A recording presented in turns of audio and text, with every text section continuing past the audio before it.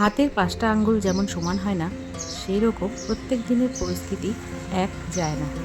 তবে আমাদের তো সব কিছু সামঞ্জস্য বা তাল মিলিয়ে চলতেই হয়। বুদ্ধির অভাব হয় বটে, কিন্তু তারা যখন সেই পরিণতিতে পৌঁছায় তখন সেই বুদ্ধিটা একাই তৈরি হয়ে যায়। শুধু আমাদের একটু ধৈর্য ধরতে হয়, আর কিছুই না। নমস্কার, আমি সুমি, ওয়েস্ট বেঙ্গল শিলিগুড়ি থেকে মনের আকাশের একটি ছোট্ট ব্লগে আপনাদের স্বাগত জানাই। আজ মঙ্গলবার আকাশটা এরকম। রবিবার রাত্রে যে ভয়ঙ্কর একটা পরিস্থিতির শিকার হয়েছিলাম, সেই পরিস্থিতির শিকার এর আগেও হয়েছি, তবে এখনও ভয় পাই, কেননা প্যানিক হয়ে যাওয়ার এটা বিষয়। একদিকে বৃষ্টি পড়ছে আর অপরদিকে আমরা রাস্তার মাঝখানে দাঁড়িয়ে আছি ওই ভূমিকম্পের ভয়ে। এর আগে 2011 সালে অনেকের মনে থাকবে, বিশাল বড় একটা ভূমিকম্প হয়েছিল, মানে ওই নেপালে। তখন ভীষণ ভয় পেয়েছিলাম। বিগত 7 দিন মানে বিছানায় শুলেই মনে হতো বিছানাটা দুলে উঠছে। তখন তো ফ্ল্যাটে ভাড়া থাকতাম, তখন নতুন নতুন সদ্য আমার বিয়ে হয়েছে। আমার শ্বশুরমশাই বেঁচে ছিলেন, আর আমার শ্বশুরমশাই ছিলেন একটু নার্ভের প্রবলেম ছিল, তো যার জন্য ওনাকে তাড়াতাড়ি করে নামাতে পারছিলাম না। ভীষণ সেদিনকা ভয় পেয়েছিলাম। আর আমার হাজব্যান্ড ছিল সেই যে ওনার আইনক্সে, আর উনি ছিলেন সেই 6th ফ্লোরে। তো এত চারিদিকে অন্ধকার হয়ে গিয়েছিল, লোডশেডিং হয়েছিল, সেই জিনিসগুলো যেন একদম এক পলকে আমার চোখের সামনে ভেসে উঠেছিল রবিবার রাত্রে। তো সব দিনের সময় এবং পরিস্থিতি সত্যিই ঠিকঠাক যায় না মানুষের সব দিনটা, তবে এই জিনিসগুলো আমাদের শিলিগুড়িবাসী ভীষণভাবে অনুভব করে, কারণ এটা ভূমিকম্প প্রবণ এরিয়া। তো ভয় লাগে। তো সকালবেলায় এইগুলো ভাবতে ভাবতে, এই যে দেখুন আমার চেহারাটা, মানে গতকাল রাতেও আমার ঠিকঠাক মতন ঘুম হয়নি, তার জন্য এরকম চেহারা। আর এগুলো ভাবতে ভাবতে বেলকনির গাছগুলোর সাথে একটু দেখা করলাম, একটু নিজেকে রিল্যাক্স ফিল করানোর চেষ্টা করলাম। এবার তো এখন বাজে 7টা, এখন আস্তে আস্তে সমস্ত কাজে হাত দেব। ছেলের স্কুল নেই, তো সেই কারণে ওর বারবার মন খারাপ হচ্ছে। রোজ দিন টিফিনে টুকটাক তো ভালো মন্দ জিনিস বানিয়ে দিই, তো ওর তো সেটা হচ্ছে না এখন। তার জন্য আজকে বায়না ধরেছে সকালবেলায় উঠেই একটু আমাকে কিছু অন্যরকম বানিয়ে দাও। তো ঘরে এই সব সবজি ছিল, সেই সবজিগুলো দিয়েই আজকে বানাবো। দেখি হজবরলও বানাবো কিছু একটা। আমার মাঝে মধ্যে মনে হয় যে রোজ দিনের এক ধরনের রুটি সবজি খাওয়ার থেকে বা দুধ রুটি খাওয়ার থেকে কিছু কিছু মাঝে মাঝে বানিয়ে দেওয়াটা ভালো। তো একটু ভেজিটেবলস যা ঘরে ছিল সেগুলোকেই কেটে নিয়েছি, আর একটু বেশি পরিমাণে আলু দিয়েছি, মটরশুঁটি একটু ছিল, সেগুলো মিক্স করে একবারে এবার অল্প বাটার দিয়ে এটাকে একটু ভাজা করার জন্য বসাবো। ভাজা ঠিক না, একটু এটা নরম হয়ে যাবে আর একটু এটা ড্রাইও হয়ে যাবে। তো এইভাবে করে বানাবো। তারপরে এটাকে ভেবেছি একটু গোল গোল মাঞ্চুরিয়ানের মতন বানিয়ে সেটাকেই ফ্রাই করে দেবো। তো মা বলছে রুটি করবো নাকি, তো আমি বললাম যে দেখি এটা কতটা হয়, সেই অনুপাতেই রুটিটা করবো। নাহলে এটা যদি বেশি হয় তাহলে আর রুটি করবো না। বেকার সকালবেলায় বেশি হেভি খেতেও চায় না, আমার হাজব্যান্ডও খায় না, আমার ছেলেও খুব একটা, মানে ওর মুখের টেস্টটা যাতে একটু অন্যরকম হয় সেটাই ও চায়। আর বেশি খাওয়া দাওয়ার ও পছন্দ করে না। তো যাই হোক, সেটা পরের কথা। যেটা বলছিলাম সেটা হচ্ছে 2011 সালের দিনটি মানে মনের কোনো গভীরে বা মস্তিষ্কের কোনো গভীরে এখনও পর্যন্ত সেটা রয়ে গেছে। কেননা আমরা হাজার চেষ্টা করলেও খারাপ সময়গুলোকে বের করে ফেলতে পারি না নিজেদের জীবন থেকে। তার জন্যই তো মানে তখন তো আমার ছেলে হয়নি, আমার শ্বশুরমশাইকে নিয়ে বড্ড আমরা প্যানিক হয়ে গিয়েছিলাম। আর বাবা একটু কম বুঝতেন, কারণ উনি কানে কম শুনতেন এবং নার্ভের সমস্যা ছিল। তার জন্যই ওনাকে টেনে নিয়ে এসে নামানো, আর পুরো বিল্ডিং কম্পাউন্ডের যত মানুষ ছিল সবাই বেরিয়ে এসেছিলাম আমরা। আর প্রায় রাত্রি 12:30 পর্যন্ত আমরা সবাই নিচে দাঁড়িয়েছিলাম। সেদিন একটা ভয় পেয়েছিলাম, সেটা হচ্ছে মৃত্যু ভয়। মৃত্যুটা যে কার কখন কিভাবে আসবে জানি না, তবে আজকের দিনেও মনে হচ্ছে এখনও তো ঠিকঠাক মতন বেঁচে আছি। জানি না কবে জীবনের শেষ অধ্যায়টুকু শেষ হয়ে যাবে। তো এই কথা ভাবতে ভাবতে হয়ে গেল রান্না, বানিয়ে ফেললাম। এই যে ড্রাই মাঞ্চুরিয়ান বানিয়েছি, তবে মাঝখানে ভেবেছিলাম মাঞ্চুরিয়ানটাকে একটু ময়দার কোটিং করে একটু ওটাকে জলে সেদ্ধ করব, কিন্তু সেদ্ধ আর করলাম না, একবারে ডাইরেক্ট এভাবে বানিয়ে দিলাম। হাজব্যান্ডের দেরি হয়ে যায় সেটা, এবার এটা ছেলের খাবার, ছেলেকে দিয়ে দিই, দেখি কি বলে। আমার ছেলে এইসব জিনিস পেলে আর কিছু লাগে না, একটু স্যালাডও কুচি করে দিয়েছি, পছন্দ হয়েছে ওনার, নাহলে মনটা বড্ড খারাপ ছিল।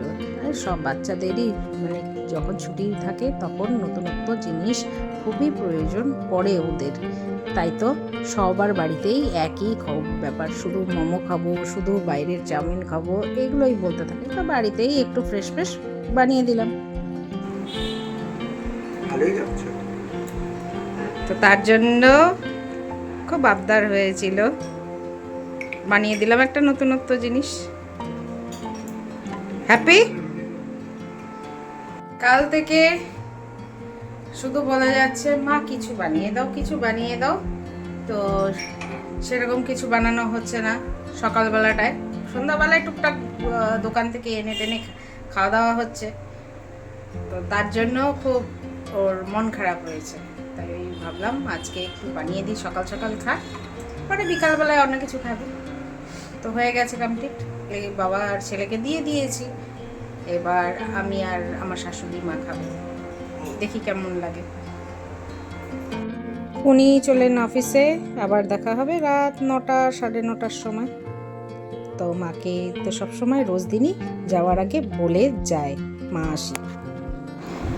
এবার আমার টেস্ট করার পালা, দেখি কেমন হয়েছে, দেখি তো ভালোই মনে হচ্ছে।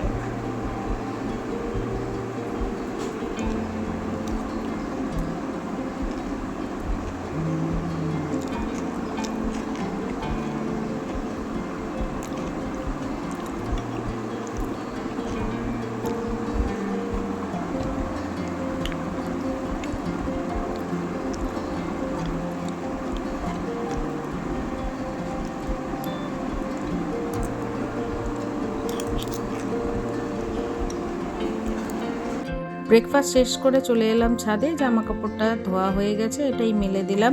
আর ছেলে বসেছে পড়তে, আজকে একটু ওকে বকাবকি করা হয়েছে, ওর বাবা একটু বকাবকি করে গেছে, কারণ ওদের বুদ্ধিতে এখনও সমস্ত কিছু ফুলে উঠতে পারছে না। সময় যখন বড় হবে তখন তো সব কিছুই বুঝে যাবে, কিন্তু তার আগে পর্যন্ত তো আমাদের ধৈর্য ধরে থাকতেই হবে।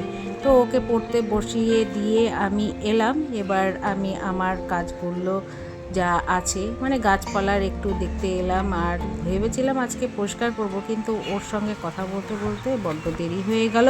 এখন প্রায় ওই 11:30 মতন বাজে, এখন আর কোনো কাজে হাত দেওয়া সম্ভব হবে না।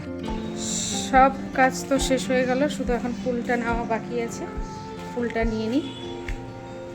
ফুলটা জল তো লাগবে না, কালো বৃষ্টি হয়েছে আজকে, ভেবেছিলাম এখানটা নোংরা হয়ে আছে, আবার পাতা টাতা পড়েছে, গাছের টপগুলো পড়ে গিয়েছে, ভেবেছিলাম একটু যে এইগুলো একটু পরিষ্কার করব, তো কাল রাতে আবার বৃষ্টি হয়েছে জন্য আর কিছু পরিষ্কার করতে পারবো না, ভেজা নিচটা একদম ভেজা, পাতাগুলো পচে পচে যাবে। নিজের গাছে নতুন কোনো ফল এলে তাকে রোজ দিন একবার করে দেখতে ইচ্ছা করে, তার জন্যই তো ছুটে আসি ছাদের উপরে। এখন আস্তে আস্তে বড় হচ্ছে। তবে অন্য একটা জিনিস দেখাবো, সেটা হচ্ছে আমার যে ছাদে মানে আমারই নিজস্ব, অনেকের তো অনেক রকম গাছ আছে, কিন্তু আবার এই নিজস্ব একটা বেল গাছ এনে আমি লাগিয়েছিলাম। এক যে যায় না ভ্যানালারা, সেই ভ্যানালার থেকে বেল গাছ এনে আমি কিনে লাগিয়েছিলাম, বলেছিল ছোট হবে, কিন্তু ছোট্ট একটা টবের মধ্যে বিশাল বড় ঝাঁকড়া আকার ধরে গিয়েছে। এখন তো মনে হয় একে ছোট্ট করে কেটে দিয়ে আবার এটাকে মানে রিগ্রোথের জন্য রাখতে হবে। আর এইসব জায়গায় তো মানে ছাদের মধ্যে বেল গাছ বড় হলে তো অসুবিধা, সেটাই ভাবছি দাঁড়িয়ে দাঁড়িয়ে এটাকে কেটে দেবো। আর ইনি মহারাজ তো একদম লম্বা করে দাঁড়িয়ে গেছেন, কোথার থেকে যে ডালটা এভাবে তৈরি হলো। অনেকদিন গাছপালা কাটছি না, কাটাটা খুব দরকার, চারিদিকটা ছন্ন ছাড়া নাড়া হয়ে আছে। কিছু গাছ ভেবেছি কমিয়ে দেব, কিন্তু রোজ দিনই যা ভাবি আমি গাছ কমিয়ে দেব, তো সেটা আর হয় না, বরঞ্চ আমার গাছ বাড়তেই থাকে। আর এই দিকটা দেখুন এতভাবে মানে সব টবগুলো ওই টেবিল থেকে পড়ে গিয়েছে, মানে কাত হয়ে গিয়েছিলো, আবার উঠিয়ে দাঁড় করিয়ে রাখছি। ঝড় বৃষ্টিটা না যাওয়া পর্যন্ত আর এই টেবিলগুলোতে রাখবো না। এই লোহার টেবিলগুলো বড্ড কাজের। আমি কিনেছিলাম অ্যামাজন থেকে, একবার কিনেছি, একবার ফ্লিপকার্ট থেকে কিনেছি।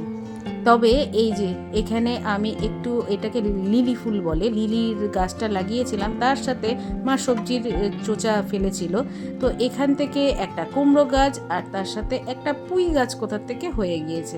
এবারে পুঁই গাছটাকেও আলাদা করে এটাকে অন্য জায়গায় রাখবো। আমি ছাদে গিয়েছি, এসে দেখছি উনি মাথাটা ঝুঁকিয়ে বসে আছে, উনার পড়তে আর ভালো লাগছে না। কি যে করি এই বাচ্চাকে নিয়ে, মানে সব বাড়িতে একই পরিস্থিতি, কম বেশি। কি হলো?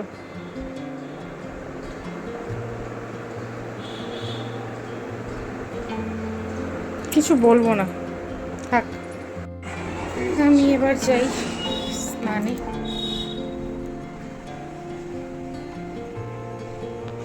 রাগ হয়েছে আমার উপরে। বাবা বলেছে পড়াশোনা করতে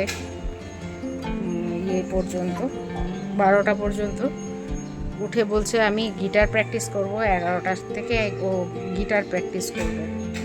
তো বারণ করেছি, রাগ হয়ে বসেছে। তারপরে একটু মাঝে মাঝে তো বকা দিতেই হয়।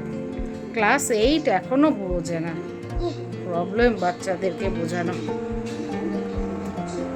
ঠিক আছে, এলাম এখন স্নান করে, এখন দেবো ঠাকুর পুজো। ঠাকুরটা পুজো দিয়ে ছেলে পালিয়ে গেছে, মানে খেলতে পালিয়ে গেছে।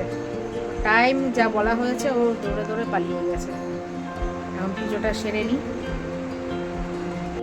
সকালবেলায় আর ফুলগুলো তখন নেওয়া হয়নি, কেননা তখন যে আমি জামা কাপড়ের বালতি নিয়ে এসেছিলাম ওইগুলো জিনিসপত্র ছিল জন্য আর আমি ফুলটা নিতে পারিনি। এখন ফুলগুলো নিয়ে যাই, অল্পই ফুল আছে, এই ফুলগুলো নিয়ে গিয়ে এখন পূজার সারি, তারপরে তো দুপুরের খাওয়া দাওয়া আছে, আর বাকি দিনটা তো এইভাবেই কাটবে। সারাদিন এই বাচ্চাদের পেছনে চিৎকার করতে করতে দিন কাটে। আর সবথেকে বড় কথা, ওদের বয়সটা এখন যেই স্টেজে, সেই স্টেজটাতে ওরা কিচ্ছু বুঝবে না, ভাববে যে মা বাবা কে ভুলভাবে কিছু বলছে, কিন্তু সেটা ওরা বুঝতে পারবে না। যখন ওরা আমাদের এতটা বড় না হলেও কিছুটা যখন বড় হবে, তখন ওরা বুঝতে পারবে ঠিক যে মা বাবা কেন বলছে বা কিসের জন্য বলছে, যে পড়াশোনাটা খুব ম্যান্ডেটারি ব্যাপার, সেগুলো বুঝতে পারবে। আমার শুধু একটাই চিন্তা, যে ঠিকঠাক মতন সব জায়গায় চান্স পাওয়াটা নিয়ে কথা। নাম্বারের পেছনে ছুটে তো কোনো লাভ নেই, কিন্তু যেটা পড়ছে সেটা যেন ঠিকঠাক মতন ভালো মতন ও রপ্ত করতে পারে, ওইটুকু যাতে কেউ কোনো সময় ওকে সেই বিষয়ে জানা মানে জিজ্ঞাসা করলে সেই জিজ্ঞাসাটা যেন ও কমপ্লিট মানে উত্তরটা যেন দিতে পারে। তো ছেলের মোটামুটি খাওয়া হয়ে গেছে, ওর খাওয়া হয়ে গেছে। আমি এখন এই যে আজকের মেনু ছিল শাক ভাজা, আর তার সাথে ডাল ছিল, ছোটো মাছের চচ্চড়ি মাই রান্না করেছে। তো খাওয়া দাওয়া শেষে এখন বিকাল বাজে ওই 6টা সাড়ে 6টা মতন। এখন তো 7টার আগে সন্ধ্যা হয় না। আকাশটা কি সুন্দর দেখুন, বড্ড ভালো লাগছে। সারাদিন তো মেঘলা মেঘলা ওয়েদারই কাটলো, তবে দারুণ ভালো লাগছে।